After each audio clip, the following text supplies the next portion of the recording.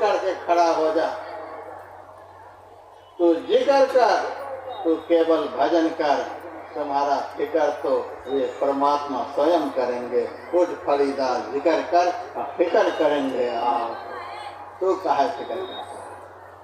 और दारा सिको ने एक उपनिषद लिखा है, उसका नाम है इल्लो उपनिषद। उसमें लिखा हुआ है, फिक्र मत कर्तव्यम कर्तव्यम जिक्रे खुदा, खुदा ताला प्रसादे न सर्व कार्यम फतेह भवे। ये संसार के लोगों, चिंता फिक्र मत कर, बिल्कुल फिक्र मत कर। यदि फिक्र ही करनी है तो कर्तव्यम जिक्रे खुदा, खुदा की फिक्र कर, खुदा की जिक्र कर। संसार की फिक्र करके तुम्हारा पतन हो जाएगा। खुदा की जिक्र कर, कर्तव्यम जिक्रे खुदा।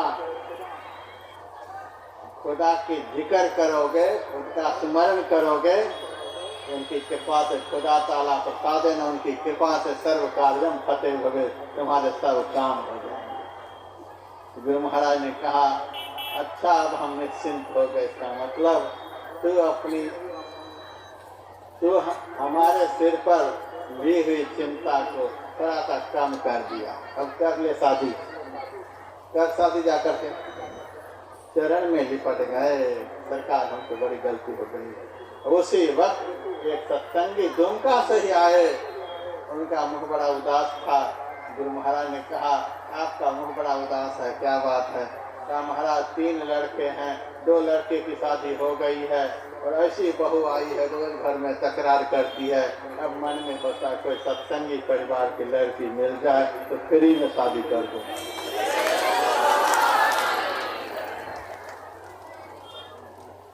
जैसे उन्होंने कहा, वो अभी मरवाड़ी ही था, फ्री में, बहुत पैसा वाला।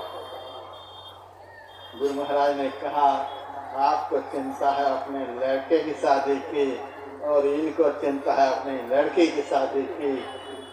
आप अपने लड़के को ले आइए और ये अपनी लड़की को ले आए और आज ही पानी ग्रहण संस्कार कुपा घाट में ही हो जाए। दोनों ने अपने बच्चे को बुला लिए। गुरु महाराज ने दोनों के हाथ में माला रख दिए। लड़की से कहा तो लड़का गला में पहना दे, लड़का से कहा तो लड़की गला में पहना दे। हो गया पानी ग्रहण संस्कार। संतों के दरबार में ऐसे ही शादी होती है। ये है करी है सहाय आने का। हमारी एक एक बात पर आप ध्यान दीजिएगा। मैं तो अब जा रहा हूँ, कब तक मैं आऊँगा पता नहीं, लेकिन एक एक बात पर हम अब नहीं के बराबर कोई पुस्तक पढ़ते हैं, अब ज़्यादा हम पढ़ते हैं गुरु महाराज के पदावली। उसी में हमें सारे ग्रंथ दिखलाई देते हैं। पढ़े बहुत पढ़े, लेकिन अब पदावली ही दिन रात पढ़ने का मन करता है और उसी में मैं यह सब जड़ी खोज करके निकालता हूँ। याते इसीलिए सतगुरु गुरु से वो करी है सहाय आने का। हम दिन रात उसका अनुभव करते हैं। मैं चारों तरफ घूम करके देखता हूँ, हमको अपने गुरु महाराज को छोड़कर हमारी सहायता करने वाले कोई नजर नहीं आते हैं। चारों तरफ जैसे भारत की तरफ दुनिया के सारे देश बगला बन करके खड़े हैं, उसी तरह से व्यासानंद के चारों तरफ बगले बनकर लोग खड़े हैं। लेकिन हम बगला को नहीं देखते, हम चारों तरफ गुरु महाराज को देखते हैं कि ये सब तरफ से हमारी सहायता करने के लिए खड़े हैं।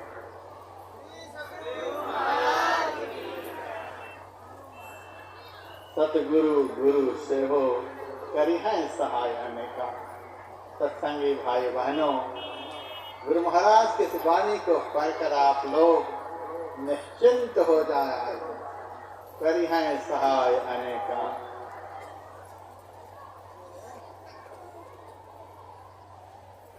यही राम सबरी सिखाए गुरुपद पंकज सेवा, जो तुम्हारी अनेक प्रकार से सहायता करेंगे। ऐसे सदगुरु के चरणों की सेवा करना सबरी भक्ति का तीसरा अंग। चौथी भगत मम गुणगणा करे कपट सजगान, भक्ति का चौथा अंग कपट छोड़ करके, छल छोड़ करके गुणगान करना। छल कपट छोड़ करके गुणगान करना है, गुरु की प्रशंसा करनी है, स्तुति करनी है। दुनिया देखे कि बहुत बड़ा भगत है, भीतर में कपट का जाल रचा हुआ है, ऐसी स्तुति नहीं।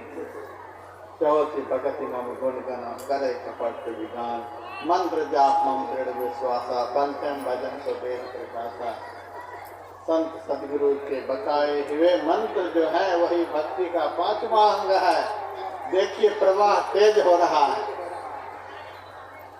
जैसे जैसे अंग बढ़ते जाएंगे वैसे वैसे भक्ति का प्रवाह तेज होता जाएगा। बहुत तेज प्रवाह में आप आ गए। मंत्र जाप दृढ़ विश्वासा, पंचम भजन को वेद प्रकाशा। दृढ़ विश्वास का भाव यही है। मंत्र जब करते समय यह दृढ़ विश्वास हो, कल बताया गया था, सुबह भी बताया गया, जब का अर्थ होता है आवाहन करना, बुलाना। हम अपने इष्ट को पुकार रहे हैं, बुला रहे हैं, और हमारे दिल में ऐसा विश्वास आना चाहिए हम जिनको पुकार रहे वो सुन रहे हैं। यह दृढ़ विश्वास आना चाहिए। बहुत लोग कर रहे, बहुत दिनों से जाप कर रहे, कहाँ कुछ हो रहा है, बहुत दिनों से जाप करने कहाँ कुछ हो रहा है, कुछ नहीं हो रहा। तो जाइए, फिर जाइए, अपना रास्ता पकड़िए, कोई घाट बदल लीजिए। जब कुछ हो ही नहीं रहा तो बदलिए घाट को, लेकिन घाट बदल करके आपका कल्याण नहीं होगा, और कल्याण शुरू हो जाएगा। गुरु सीढ़ी से उतरे शब्द विहुना हो, सातों काल घसीट में रात सके नहीं कोई। घाट बदले नहीं, विश्वास को दृढ़ करें। एक मौलाना मस्जिद में 40 साल से नमाज अदा कर रहा था। आकाशवाणी होती है, अरे मौलाना हम तुम्हारी नमाज को स्वीकार नहीं करते। मौलाना खुशी के मारे नाचने लगा, और मुल्लाओं ने भी सुना। उन्होंने कहा, अरे पागल, 40 साल से नमाज अदा करते करते यहाँ की धरती घिस गई, फिर भी तुम्हारी नमाज को खुदा स्वीकार नहीं कर रहे तो नाच रहा। और मौलाना कहता है, अब तक तो हमें विश्वास ही नहीं था कि हमारी नमाज खुदा तक पहुँच रही है, लेकिन आज के आकाशवाणी से हमें विश्वास हो गया, मेरी नमाज खुदा तक पहुँच रही है। बात रही स्वीकार करने की, जब पहुँच रही है तो आज न कल खुदा को स्वीकार करना पड़ेगा। यदि हमारी पुकार चल रही है और पुकार गुरु महाराज सुन रहे हैं, तो कभी न कभी सुन करके इसी रास्ते से जाएंगे। वह स्वयं सेवक नहीं रहे।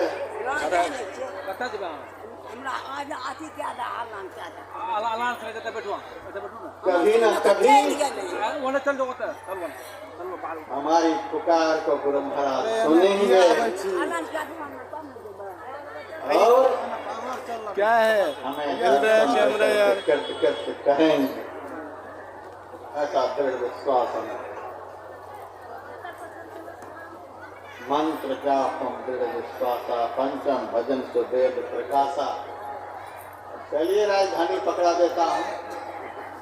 जब लोग झोला पकड़ने लगे तो मैं राजधानी पकड़ा देता हूँ।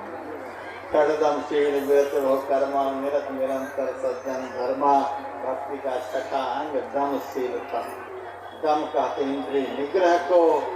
हमारी इंद्रियां रूपी घोड़े विषयों के बाजार में बड़ी तेज चाल में दौड़ रही है।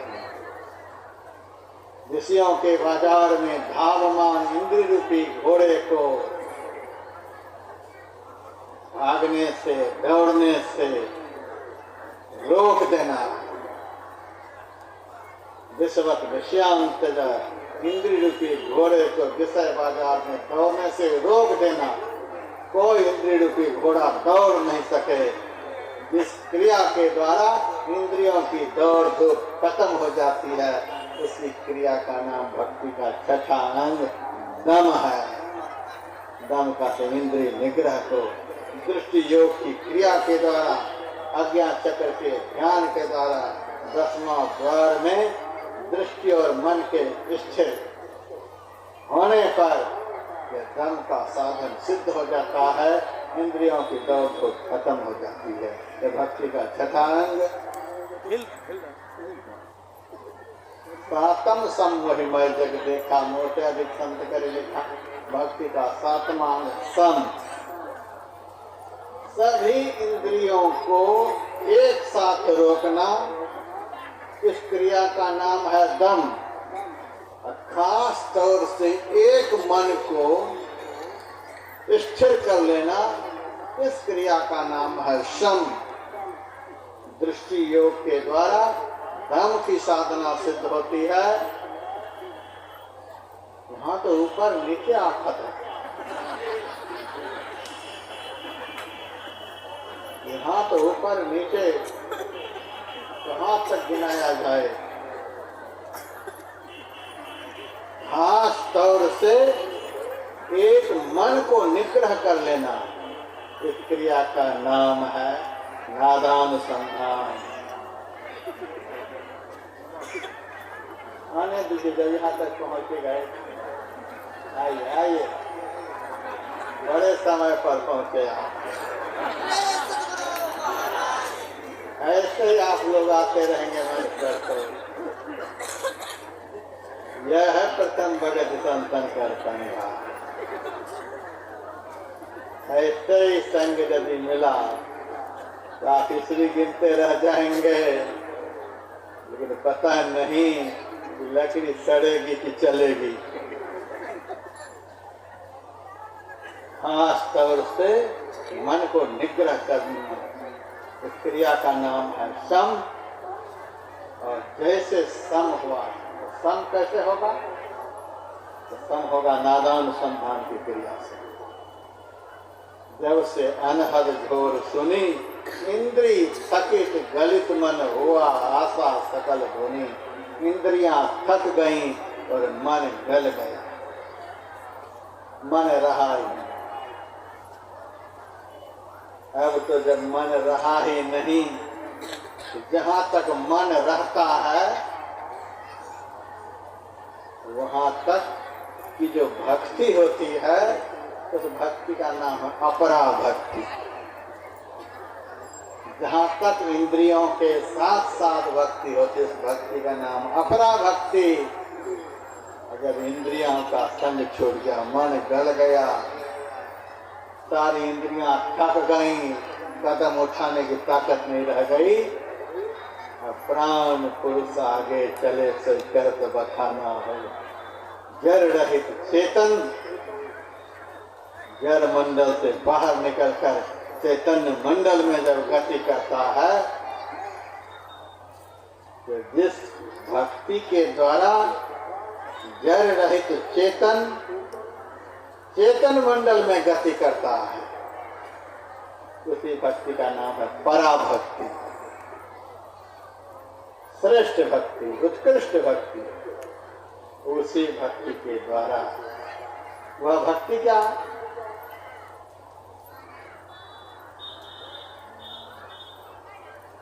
सूक्ष्म मंडल, कारण मंडल, महाकारण मंडल, ये तीनों मंडल की यात्रा तय होती है अनहद ध्वन्यात्मक नाद की साधना से। और कैवल्य मंडल की परिसमाप्ति होती है अनाहत ध्वन्यात्मक नाद की साधना से, अर्थात सार शब्द की साधना से। महाकारण कैवल्य की संधि पर जड़ रहित चेतन को सार शब्द की पकड़ होती है, परख होती है। अब वहां से चेतन, वह शब्द जिस शब्द से सारी सृष्टि प्रस्फुटित हुई है, सारी सृष्टि प्रकट हुई है, तो सार शब्द की परख होती है, पकड़ होती है, और इस सार शब्द के साथ जड़ रहित चेतन चलता है। और हमारे गुरुदेव लिखते हैं, सार शब्द धने संग सूरत हो अकह में लेना। परा भक्ति रूपी श्रेष्ठतम गंगा की धारा इस जीव को परमात्मा रूपी सागर में जाकर के मिला दिया।